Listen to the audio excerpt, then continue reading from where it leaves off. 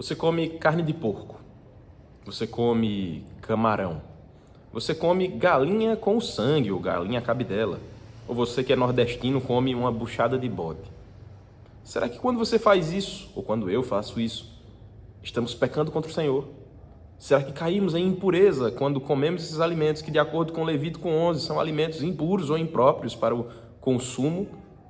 Ora, há uma questão um pouco mais profunda do que simplesmente pode ou não pode aqui. Os alimentos em si não são tanto o foco aqui. A palavra de Deus, em Levítico 11, nos mostra o propósito daquilo tudo de maneira resumida, bem no finalzinho do texto. Era para que o povo de Deus fosse santo, como ele é santo.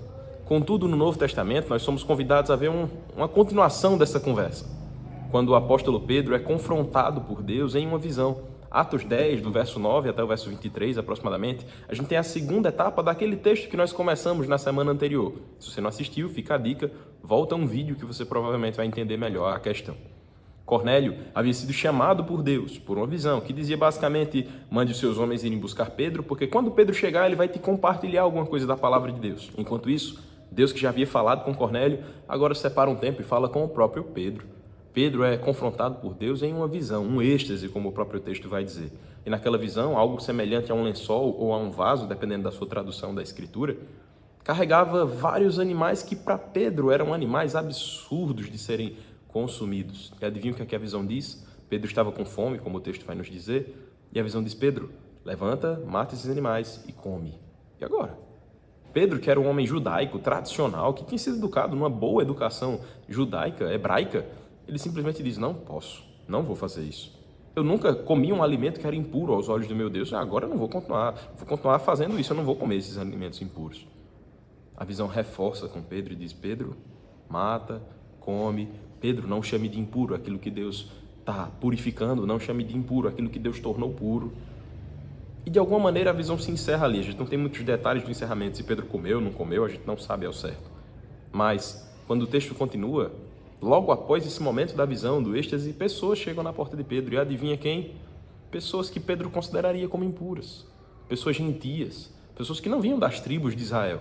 Pessoas que não tiveram a mesma educação que Pedro. Pessoas que provavelmente comiam os alimentos que Pedro achava estranho. Pessoas que simplesmente faziam o que pessoas que não conhecem a Deus fazem. Pessoas que viviam na sua vida ordinária sem ter o padrão que Pedro tinha. Sem ter o protocolo que Pedro seguia. Pedro, alguém que foi muito bem instruído na educação clássica judaica. Aqueles homens certamente não passaram por isso. Aqueles homens provavelmente não conheciam a lista de alimentos que podem ou não podem comer. Aqueles homens provavelmente nem sequer ouviram falar sobre Jesus Cristo. Pedro andou com Jesus Cristo. E agora?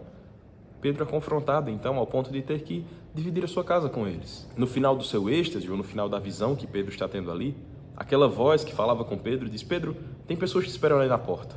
Desça, receba e ouça tudo o que eles estiverem falando, porque sou eu que estou enviando eles até você. E adivinha, Pedro vai e faz isso. Queridos, isso nos fala muito mais do que simplesmente alimentos que podemos ou não podemos comer. Isso nos fala sobre a nossa forma de viver nesse mundo. Ora, muitos de nós, são apegados a tradições meramente humanas. Coisas que o próprio Deus já destruiu enquanto barreiras. Há pessoas que simplesmente se acomodam e pensam, não, é mais fácil eu conviver com quem pensa exatamente igual a mim. É muito fácil eu evangelizar ou eu ir buscar as ovelhas que são parecidinhas comigo. Mas e quando as ovelhas são pessoas opostas a você? E quando a missão é para pessoas que você pensa, esses aí não tem jeito de maneira nenhuma. E quando o alvo de Deus é aquela pessoa que você disse, vixe, de fulano eu quero distância. E quando o propósito de Deus é alcançar aquele que aos seus olhos é alguém completamente devasso, imoral, pecador e depravado. Ora, talvez você já tenha sido assim. Talvez alguém já olhou para você e disse a mesma coisa.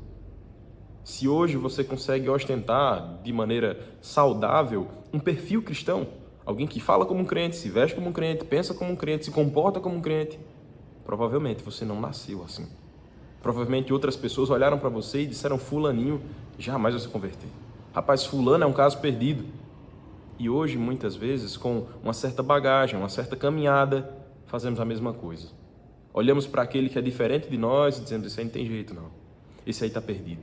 Mas a palavra nos chama, assim como Pedro foi confrontado diante daqueles alimentos, a dizer, Senhor, eu não vou chamá-lo de impuro.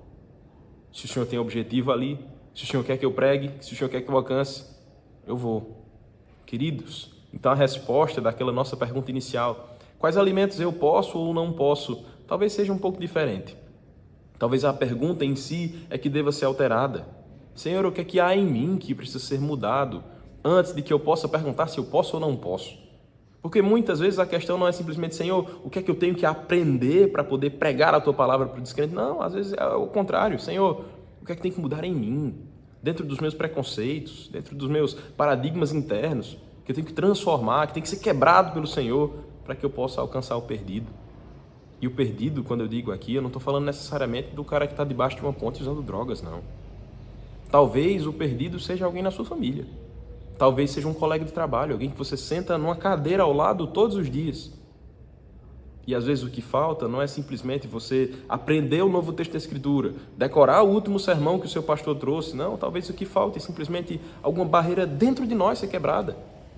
Um olhar diferente, uma perspectiva diferente, que nos faça olhar com compaixão para aquele que Deus não chama mais de impuro.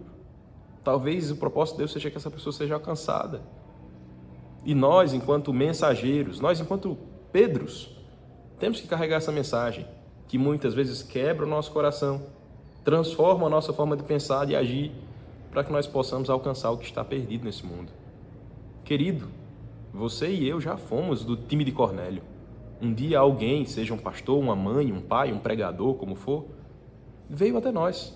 Teve que romper certas dificuldades, teve que enfrentar certas barreiras, lutar talvez contra preconceitos e anunciar a palavra até nós. Você também é chamado a fazer isso. Você também é chamado a atentar ao mundo que está ao seu redor. E é por isso que eu te faço esse desafio de maneira muito simples. Você que me ouve nesse vídeo, nessa devocional, nessa reflexão aqui de maneira muito breve, pense em uma pessoa, somente uma. Um amigo, um colega de trabalho, um filho, um parente, um tio, um primo, uma avó, uma mãe, um pai, alguém que você tem por perto de você e que você provavelmente já disse, fulano não tem jeito. Pense nessa pessoa que você talvez já tenha tratado como um alimento impuro, como alguém distante demais, como alguém sujo demais, imoral demais, e disse, esse aí eu não quero nem contato. E ore por essa pessoa.